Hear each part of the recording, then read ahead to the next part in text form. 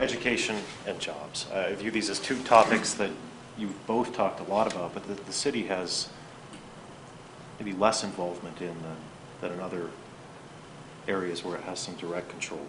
So I suppose it's for you, Clem. How do you think the city's relationship has been with the school districts here during your tenure?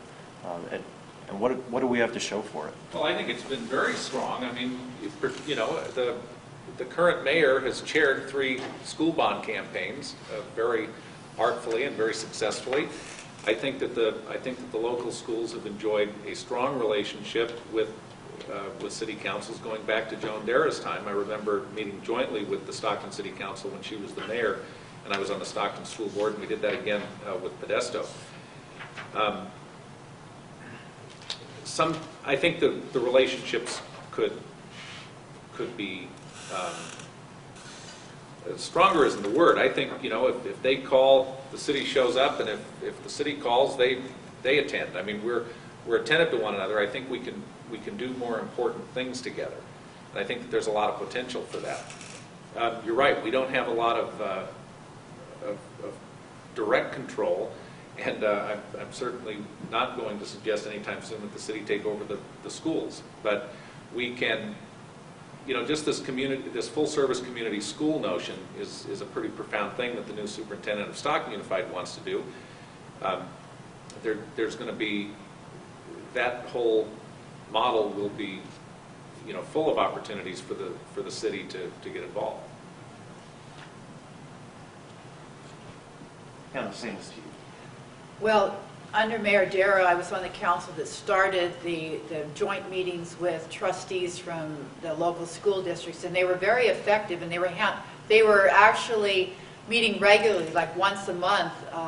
I and Victor Mao at the time represented North Stockton, met with representatives from the Lodi Unified School District as well as Lincoln, because that was in his area too. That was really important because we were able to look at problems that the schools were facing and work with them to solve them, whether it was school safety, you know, street problems, people hanging around in the parks adjacent to the schools. A lot of it was safety issues and crime issues, as well as working on the after-school programs, because we really developed the after-school programs during that time. So they were very productive. At that time, too, we met with trustees on not a regular basis, but about once a year we would meet, it would seem to me, with the trustees. And it was a good exchange, and I think that has all kind of gone away. There isn't the dedication to continuing ongoing meetings and discussing ongoing issues. And, you know, as mayor, I believe that we should be in continuous communication with the superintendents of our local school districts, because the community has everything at stake if the schools don't succeed. And the jobs that we bring into this city are truly dependent upon an educated workforce. And so it's in our best interest to work with school districts to reduce truancy. And I know Superintendent Amato is very keen on that. The whole business about keeping schools safe, working with the resources that we have. The city, we started the Truancy Center down on Main Street. We began that project with Stockton Unified and Lodi Unified back when I was on the city council. And some of the activities faded away after a number of years, but that's a key part of keeping kids in school. So I think that we need to have regular focused meetings with the school district superintendents about common problems and issues that we as a city can help assist, and they can work with us on. And again, it's all about leadership and having the right people in the right places to do that. I don't disagree with that. I think the regular meetings are important, but as a participant in some of those meetings, meeting for the sake of meeting is kind of a drag too, and you know, you kind of end up saying, you know, why are we here? We're here to be important. We're here to talk, to listen to ourselves or whatever, and so here's what I really think we ought to do, and this is where the symbolic power of the mayor's office, I think, you know, lends itself very well. I think what we say is, okay, look, let's make sure community-wide that every K through 3rd student is attended to and given the support that he needs, so that he doesn't get into gang and he doesn't start, you know, get into the drug culture. Now, that's a huge thing to do. So how do we deal with it. Well, it's kind of like when Modesto wanted to improve, you know, racial relations. You start. And I think that we don't embrace community-based organizations well enough, and we certainly don't embrace faith-based organizations enough. We keep them at a total stiff arm. You know, we're all scared to death of, you know, church and state, and all, you know, someone might actually try to convert somebody to some, I mean, you know what, I'll deal with that problem. Here we have, you know, hundreds of organizations citywide that are set up to deal with human beings on this very level, and we shut them out. We need to get them into the tent, and we need to figure out the most massive infusion of effort toward K-3 kids going. Now, that doesn't mean somebody's going to watch this and say, oh, well, he's going to turn his back on the older kids. Look, it isn't about that. We will maintain what we have going. But it's about, instead of just having these endless meetings, you need to be meeting about something. So let's make it about that. Let's make it about making the full-service community schools a reality as the centerpieces of this massive infusion of effort. What if every elected person in town, administrator in town, department head in town, business owner in town adopted one troubled kid in the city of Stockton? We make this big push with San Joaquin A+, and I'm not knocking it, to get a person in every is it K3 classroom, K6 classroom in the city for the read-in or whatever. Well, that's great. That's one day.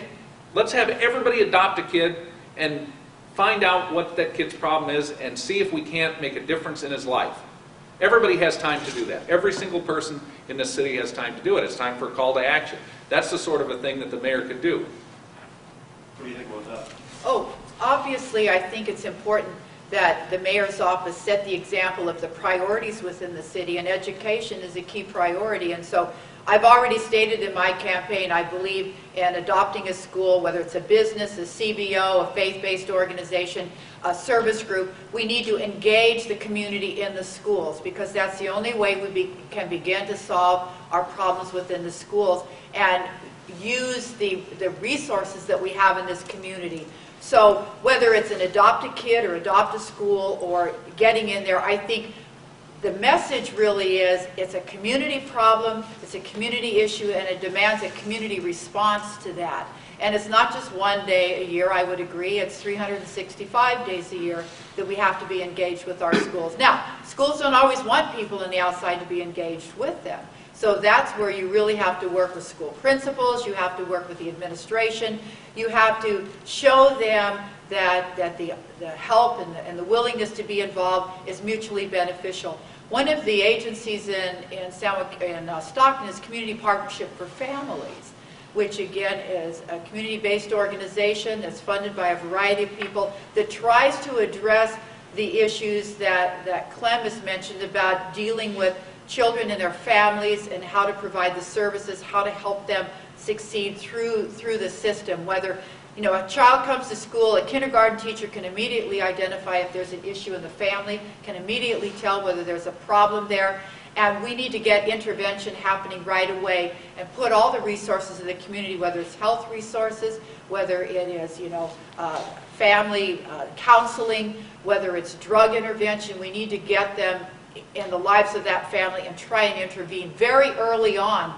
I was at a presentation of First Five yesterday and the success that they're having in terms of helping children from 0 to 5 get the skills they need to go into school. Those are important programs. Now, before I stop, I want to mention Peacekeepers, which is a city school district, in a sense, joint program. Peacekeepers is funded by the city. They're funded by the police department.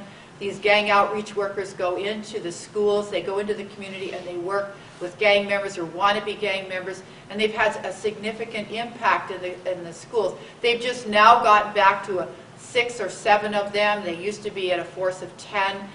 We're able to reduce gang-related homicides from like 22 down to 2 in the late 90s. It's key that the city still provides resources to help the schools, because these particular kinds of outreach workers the schools appreciate and welcome and work with. And so this is an example of how city and school can work together on a problem that impacts both, and that's crime.